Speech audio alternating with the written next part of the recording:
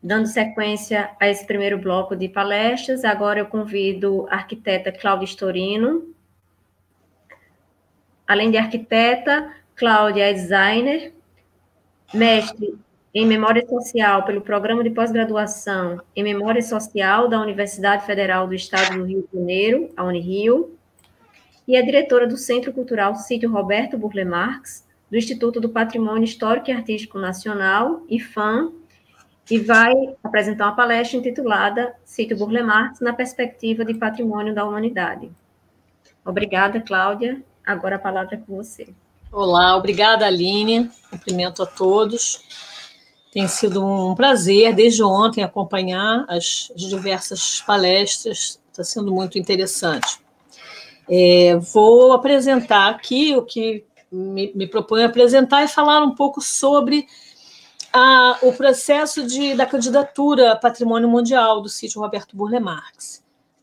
Fazendo assim um panorama, tentando contextualizar um pouco inicialmente e apresentando um pouco do que nós apresentamos, do que nós elaboramos e apresentamos à Unesco.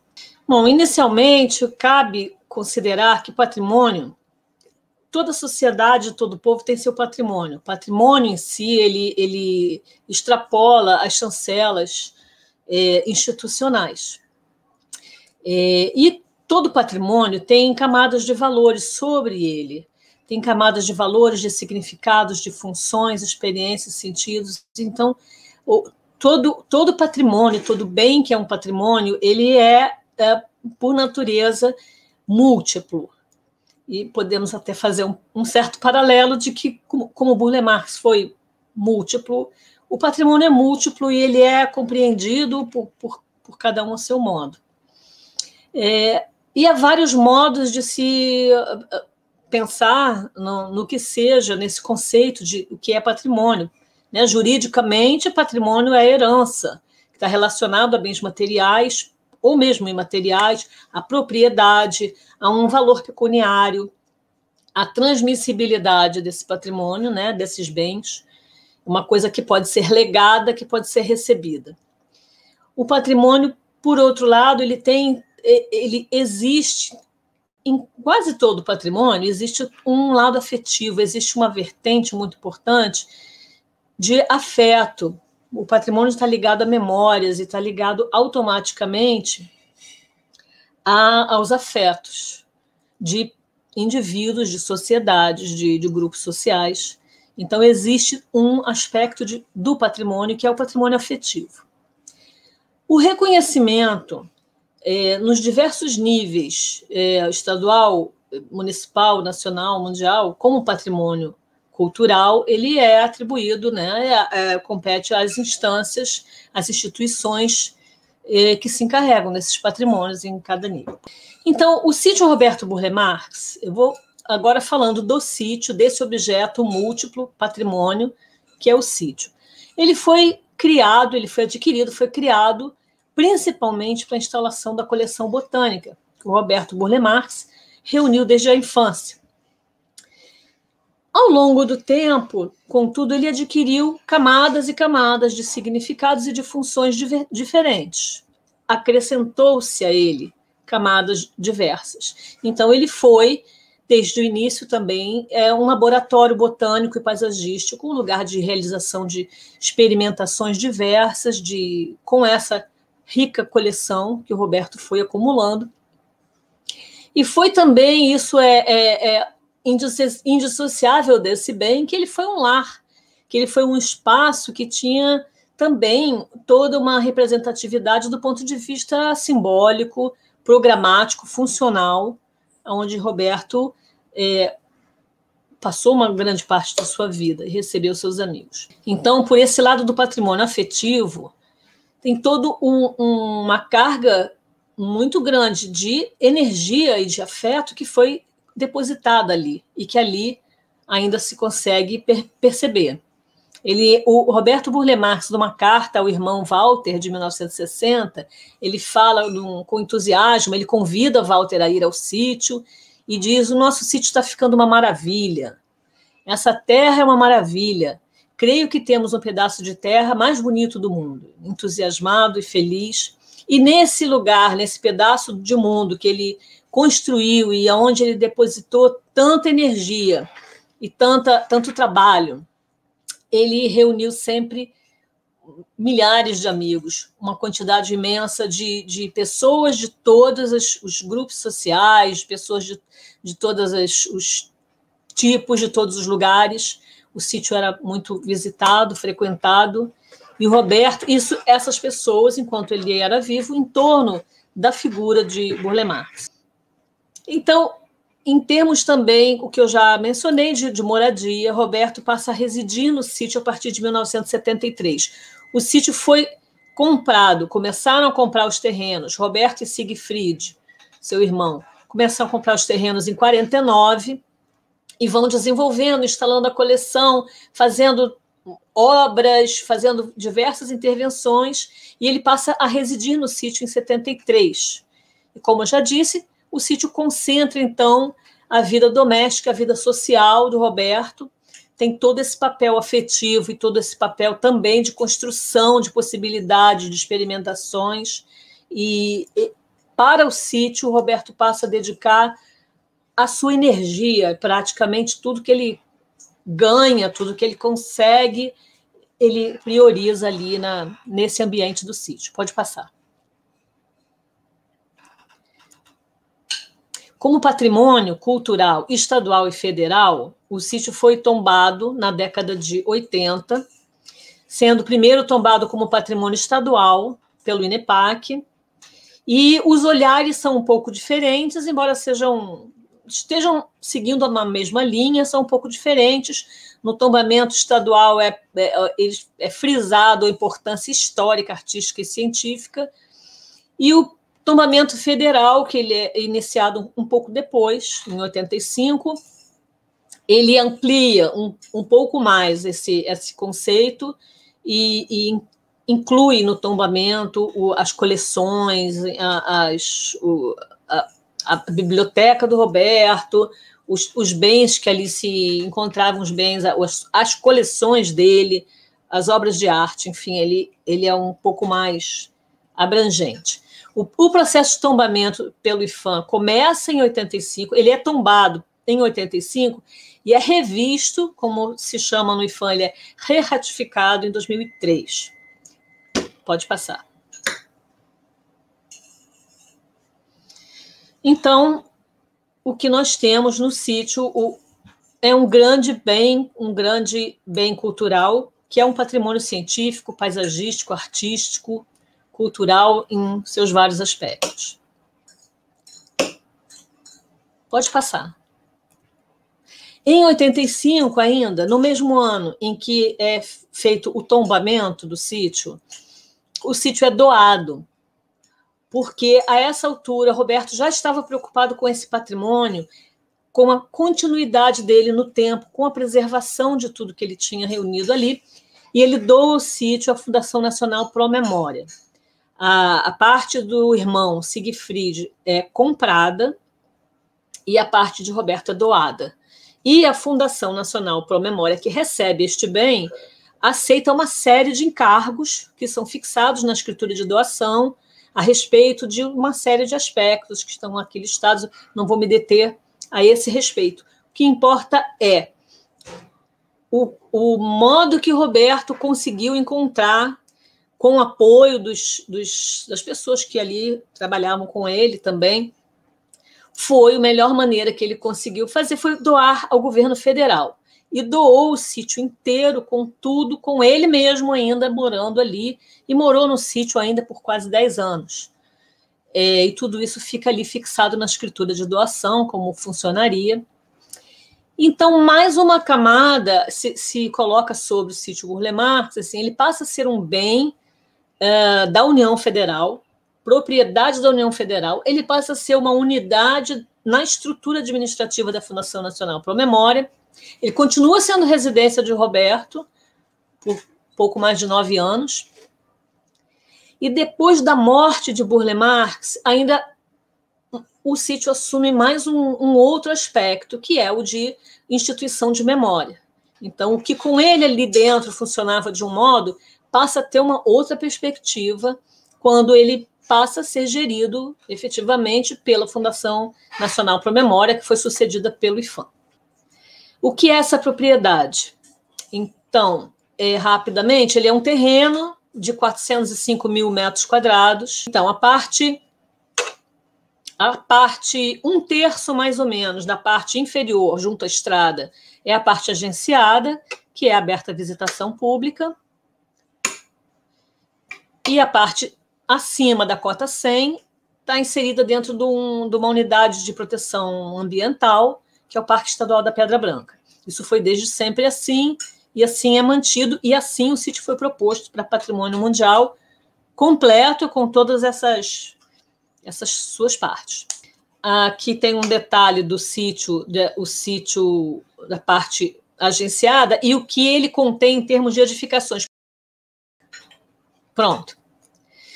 Tem aqui um panorama também para dar uma ideia geral daqueles que possivelmente não conhecem o sítio e também para aqueles que o conhecem poderem rever.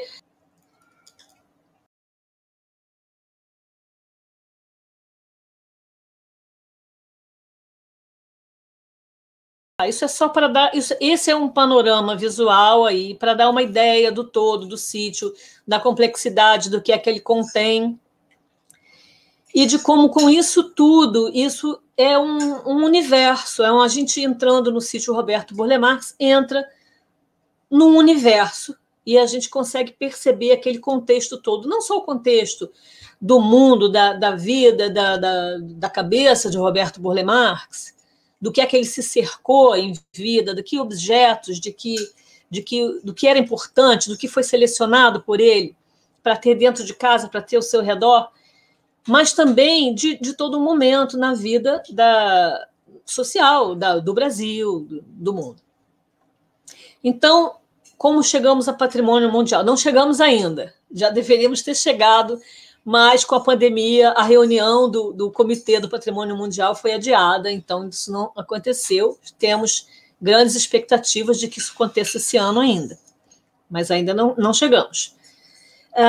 Em 2015, o IPHAN propôs uma atualização da sua lista indicativa. A lista indicativa é a lista dos candidatos a patrimônio mundial.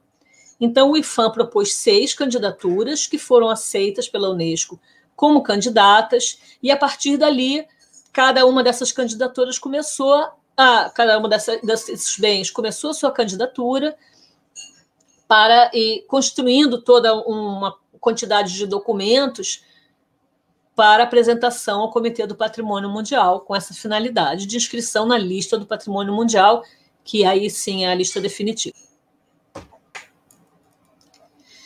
Então, a candidatura foi preparada, a candidatura foi baseada em alguns documentos que passaram no slide anterior, um pouco rápido, não sei se deu tempo de ver, mas... E ela foi evoluindo ao longo de diversas etapas. Nós começamos em 2016, foi feita uma oficina com vários parceiros, possíveis colaboradores, com a equipe do IPHAN em Brasília, com a equipe do sítio, e começamos, então, a elaborar, a pensar a documentação que seria depois reunida no dossiê de candidatura. Isso seguiu ao longo de 2017 e foi preparado, então, uma versão preliminar do dossiê, que é como a Unesco chama um processo upstream. É um processo onde a gente apresenta primeiro um rascunho, digamos assim, uma versão preliminar, ela é analisada e a gente recebe, então, o candidato recebe uma série de retornos e, a partir daí, constrói, então, o dossiê de candidatura, que é o documento, efetivamente, da candidatura a patrimônio mundial. Ele é que é analisado a fundo e ele é que subsidia a inscrição ou a não inscrição, ou o que for decidido.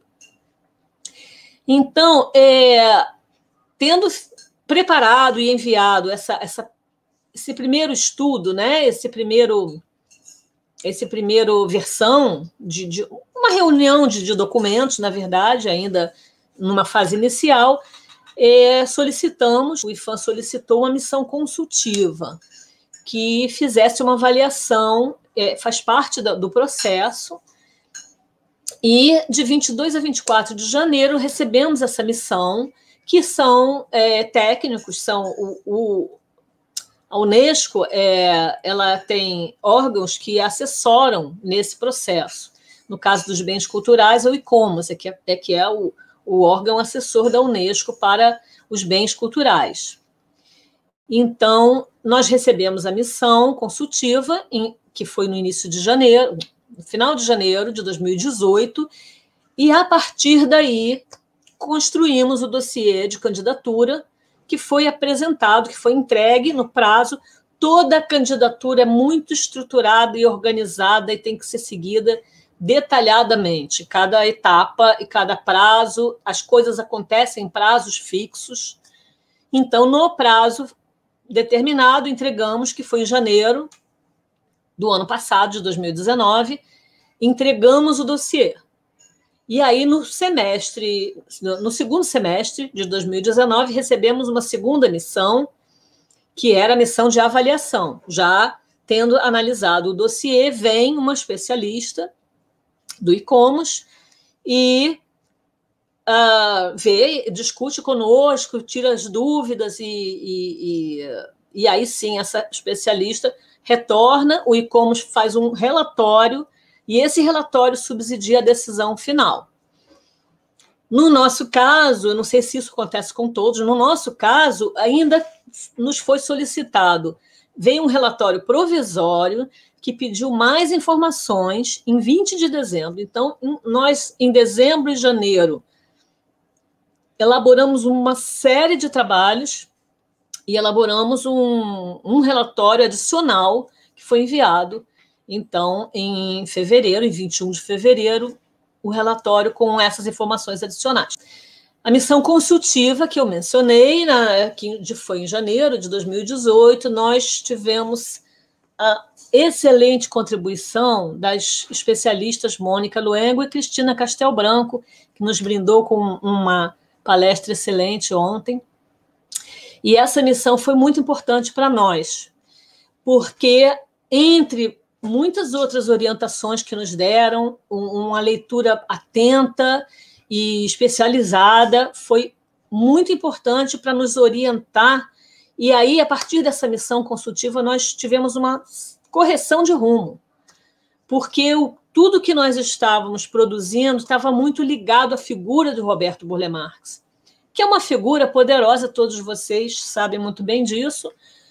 É uma figura de uma potência incrível e nos impacta sempre. Então, a principal recomendação foi que nós teríamos que rever uma série dos documentos que tínhamos preparados, descolando a candidatura da figura de Roberto.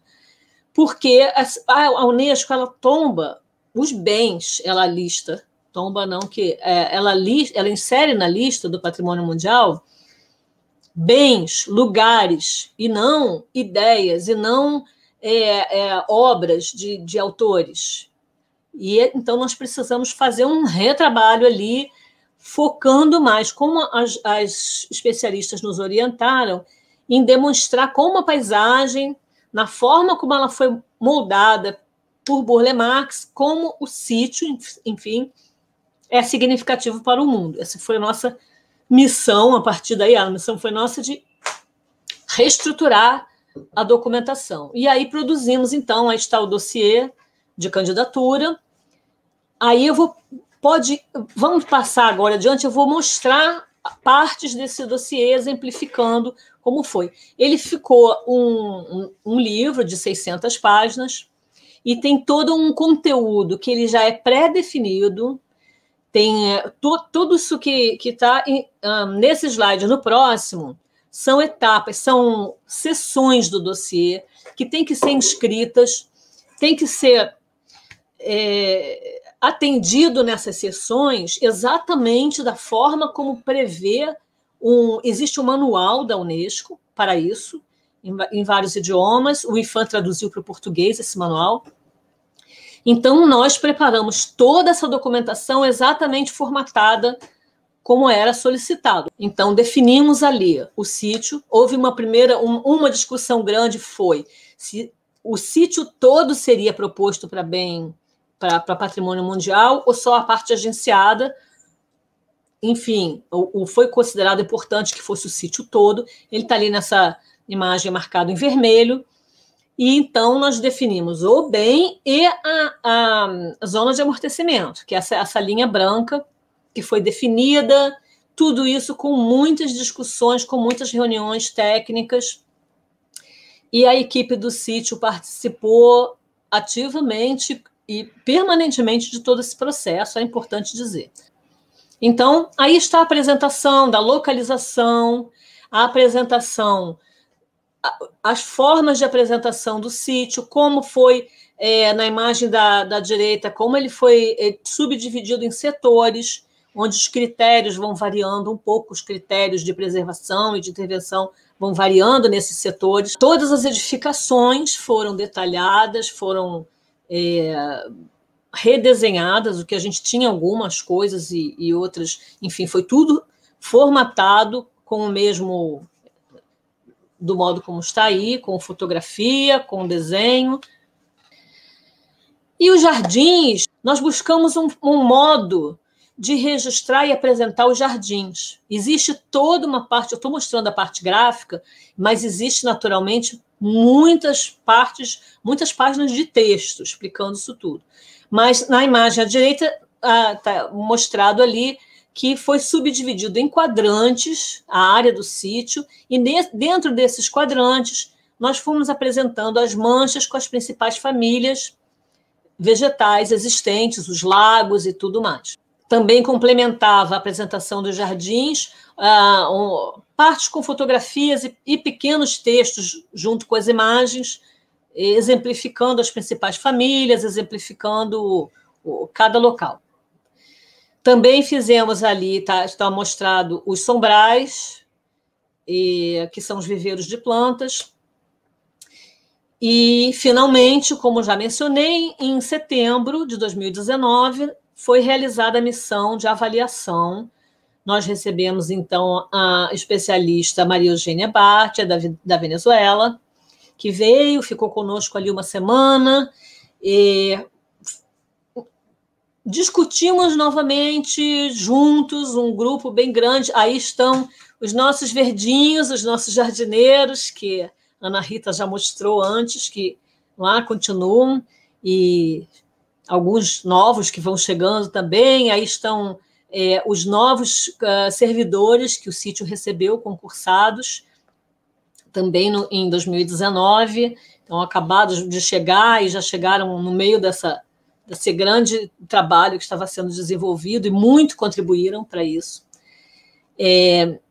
Então, nessa semana, foi minuciosamente discutido todo o material apresentado no dossiê e uma série de questões, uma série de dúvidas, e já saiu, então, Maria Eugênia já nos deixou ali, ao final dessa missão, com uma série de informações que nós precisaríamos enviar em complementação. E depois, então, nós ficamos trabalhando no que tinha sido solicitado, e em dezembro, em 20 de dezembro, nós recebemos um relatório provisório que pedia informações adicionais. Os tópicos estão aí listados, que vão desde exemplificar onde no sítio estão os princípios paisagísticos, em falar mais sobre o desenvolvimento de paisagens, falar uma série de questões que a Wicomos considerou necessário. E ficamos ali intensamente trabalhando, não fizemos outra coisa, dezembro e janeiro. Na verdade, nós recebemos a informação por telefone antes, em meados de novembro, que seria solicitados, então nós já começamos a nos movimentar. Outras informações, além daquelas que estão listadas, uma série de outras. Pode passar, eu não vou me deter, senão vou passar muito do tempo. E aí nós trabalhamos no cadastramento das paisagens, a imagem que passou anterior, não sei se deu para ver, é uma imagem de drone do jardim visto de cima. Nós passamos a fazer uma série de outros trabalhos visando o cadastramento dos jardins, o registro das paisagens, o detalhamento disso, porque nós o que nós apresentamos foi pedido que fosse mais detalhado, especificado, esmiuçado cada jardim.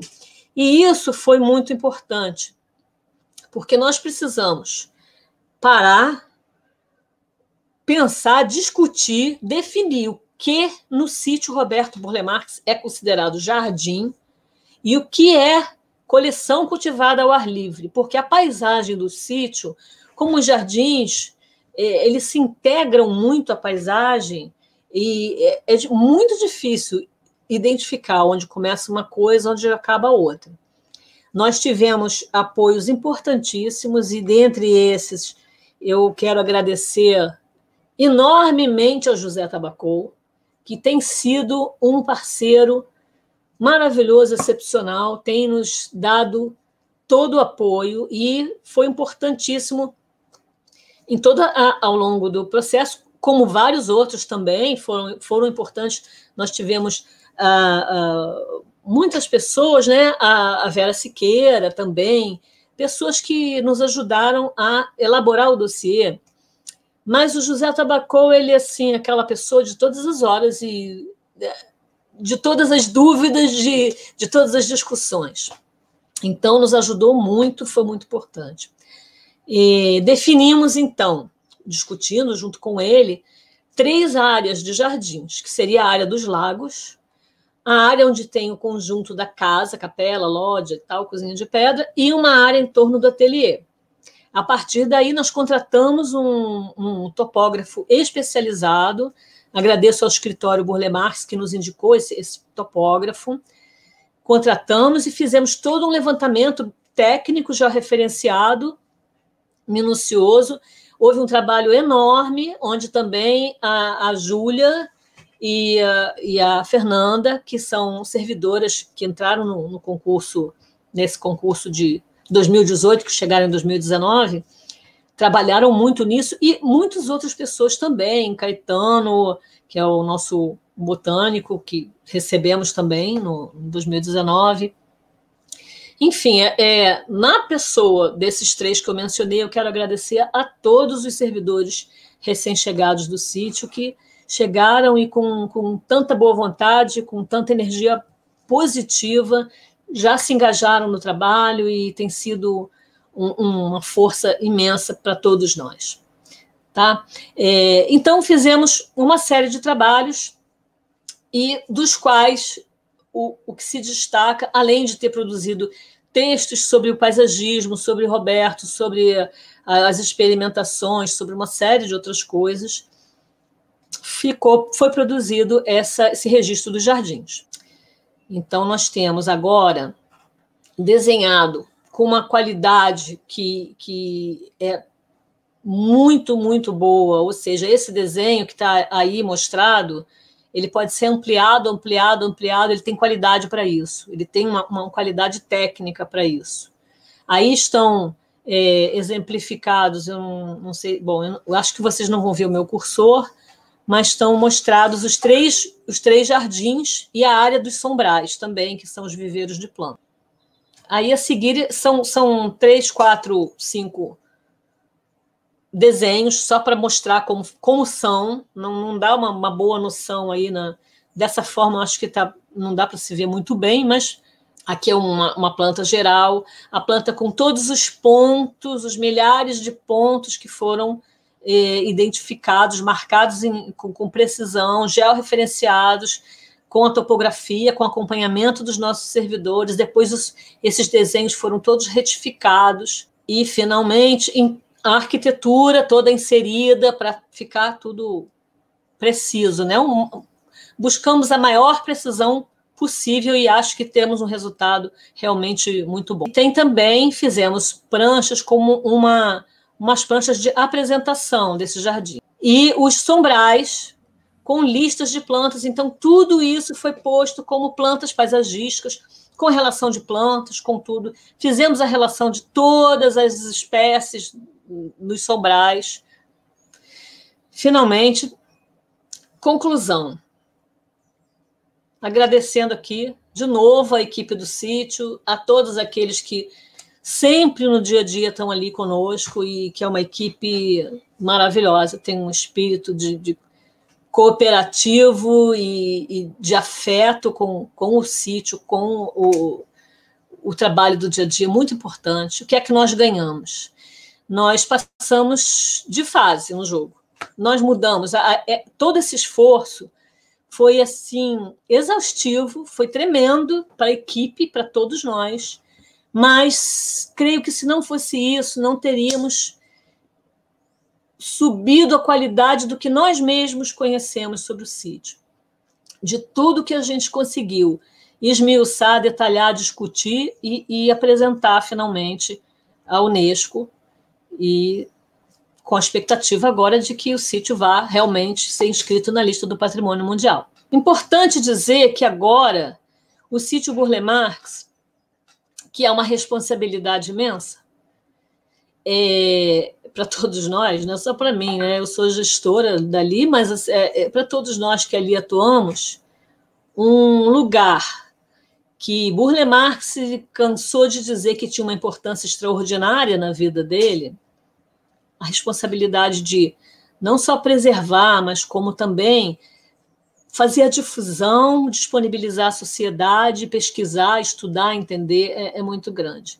E nós ganhamos muito com isso, com essa trajetória da candidatura a Patrimônio Mundial. Muito obrigada. Obrigada, Cláudia.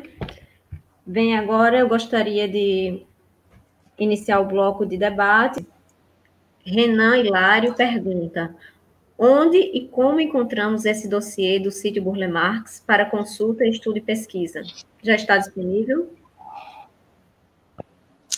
Ainda não. O IFAM, inclusive, ele foi produzido só em inglês e ele está sendo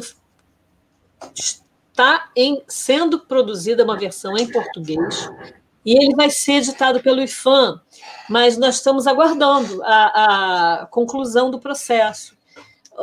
A reunião a reunião do Comitê do Patrimônio Mundial teria sido na última semana de junho, na China, mas aí com a pandemia ela foi adiada.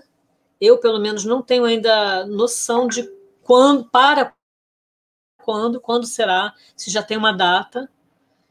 Depois disso, o IFAM vai publicar esse dossiê. Ele, para nós, também virou uma fonte de informação muito importante. É importante dizer que, para nós mesmos, internamente, já foi uma grande conquista esse dossiê.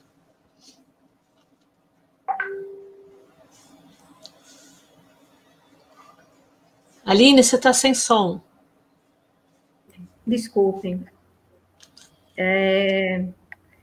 Tem uma outra pergunta aqui para você, Cláudia. De Jonathan Souza, perguntando se Roberto Burle Marx tinha alguma relação institucional com o IFAM antes, depois da doação. Não, institucional no sentido dele ser servidor do IFAM, não. Na escritura de doação, ele fixou que os funcionários dele fossem mantidos. Então, os jardineiros da época de Burle Marx, eles foram incorporados ao quadro de servidores do IFAM. Eles são servidores, os nossos jardineiros mais antigos, eles são servidores. Mas o Roberto não, ele continuou, ele foi o primeiro diretor do sítio, depois da doação, em seguida, mas não tinha. Agora, ele colaborou com o IFAM muitíssimas vezes. Eu vi na apresentação da Ana Rita, morri de inveja, que ele deu aulas no curso de especialização. Quando eu fui fazer, já não estava, eu fiz o da Bahia. Então, ele colaborou muito com o IFAM, em muitos momentos, fez intervenções em vários lugares, e vários patrimônios mundiais brasileiros hoje são áreas que incorporam intervenções do Burle Marx, mas ele não foi um servidor do IFAM, não tinha uma relação formal em termos dele ter sido servidor, não. Cláudia, tem outra pergunta aqui para você de Sérgio Fernandes Pérez. Tem informação dos fornecedores da vegetação do sítio Burle Marx?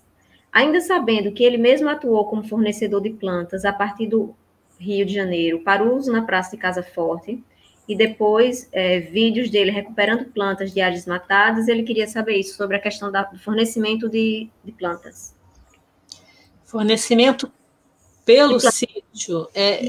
Não. Bem, o sítio, depois que ele deixou de ser vinculado à empresa do Roberto Burle Marx, né, ele comprou uma chácara vizinha que passou a funcionar com toda essa produção de plantas comercial. Depois também deixou de funcionar essa chácara. O sítio tem uma produção limitada de plantas, nós mantemos o acervo botânico, ele é considerado a principal coleção do sítio, a coleção botânico-paisagística.